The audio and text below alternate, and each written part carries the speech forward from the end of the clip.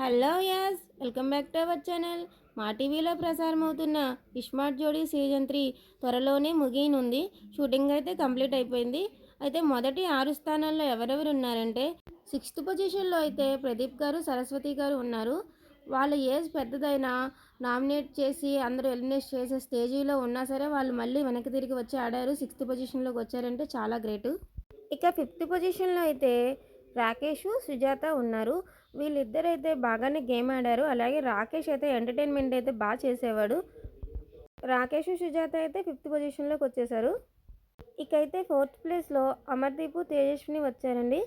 వీళ్ళు చాలా అంటే చాలా బాగా ఆడేవారు గేమ్స్. రింగులు కూడా అందరికన్నా చాలా ఎక్కువ తెచ్చుకున్నారు. మరేంటో అయితే అమర్దీప్ ఎంటర్టైన్మెంట్ అలాగే చేసేవాడు, డ్యాన్సులు అలాగే చేస్తాడు. మరి ఎందుకు కలిసి రాలేదో లక్ అంటే అదే మరి. ఇకైతే సోనియాను ఎస్ అయితే థర్డ్ ప్లేస్లో వచ్చేసారు. ఇది అనుకోని పరిణామం కింద లెక్కేసుకోవాలి. వీళ్ళైతే ఫైనల్స్లో ఉంటారనుకున్నాం, కానీ థర్డ్ ప్లేస్లో అయితే ఉంటారని అయితే ఎవరు అనుకొని ఉండరు.